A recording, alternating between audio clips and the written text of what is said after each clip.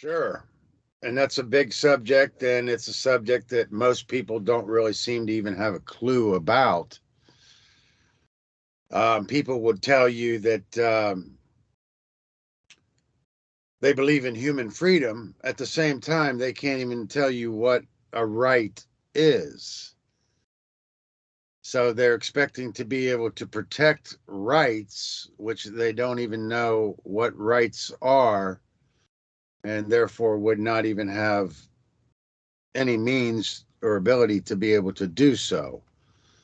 So part of our overall dilemma is whether or not people believe rights come from government or man, or do they exist inherently in nature? So if we're discussing the topic of moral relativism, then we are asserting that our rights are inherent in nature and not granted or created by man, nor can they be destroyed or taken away by man. They can't be arbitrated by man. They can't be changed, altered, improvised, infringed, any of that by man, because that is not man's domain. That is the domain of the Creator, who set the laws of creation into motion and gave us free will to decide what type of a manifestation for our reality we want to create. So the experience that we do get in the physical world is a reflection or a manifestation of the aggregate consciousness of the species. And in the ancient world, this was the most important thing, was knowing truth from falsehood. And the idea that we can just arbitrate truth or arbitrate morality, it is the foundational mindset that underlies the socialist mindset. It's the ego run amok. What the ego wants to set up as executor of the being, and the ego's primary directive is self-preservation above all else, because the ego knows that when the body dies, that is the cessation of the ego. And the idea that we are more than just our body, and that we are part of something bigger, and the spiritual prospect is not really a post-mortem prospect like many people think. True spirituality is about sovereignty. It's about understanding our own sovereignty and respecting the sovereignty of others. So if we don't understand our own sovereignty, our own rights, then we have no means or ability to understand what rights are and the sovereignty of other individuals, and how we may or may not be infringing or encroaching on somebody else's sovereignty.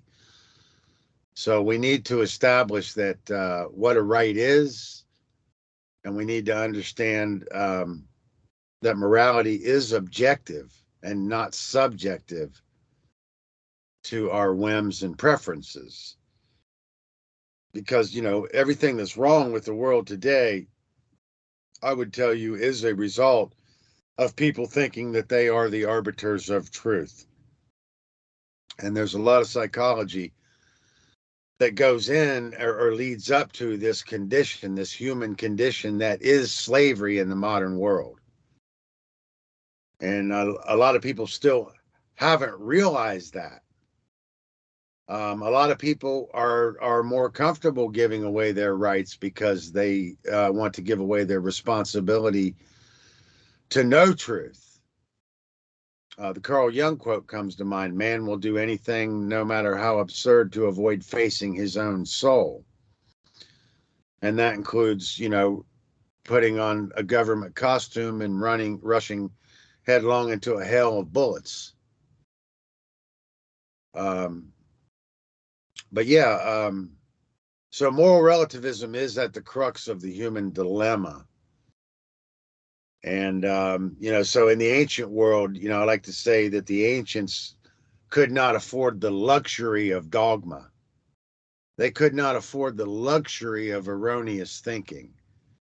So the very idea of knowing truth, their survival depended on it. And they were not socialists, or they had tried socialism early on and abandoned it, never to return to it.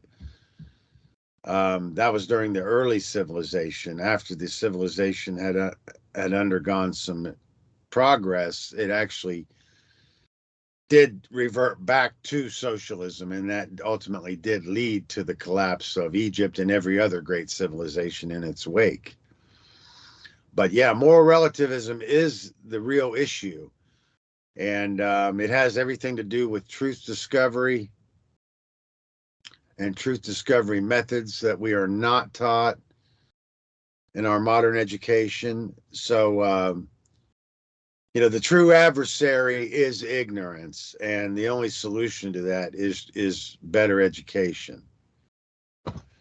So yeah, there's a lot to say about moral relativism, and I'm going to keep talking about it, but I want to go ahead and hand it back to you. I want to say, I wanted to say that unfortunately it's not only because I see that it's sort of a, there's this debate even in those that actually say that they want to end the condition of slavery, and that are and that are in favor of abolishing the current system of authoritarian and totalitarian control. So there's that debate about morality, if it's subjective or objective, even in those types of circles. So that's kind of a bit problematic in my view. It is, and there's a reason for this. Like I would tell you that, a lot of people are using the buzzwords. They can say natural law, they can say objective morality, for instance, but they really don't understand at a deep enough level how it works or what it means. And most people would not be able to define what a right is. So let's do that. Let's define what a right is. A right is an action that does not cause harm to any other sentient being. And, we get in, if we want to get in, just a lot of people want to overly emphasize ideas about these things, and as a result, they get convoluted. But we have to understand that in a very generalized sense.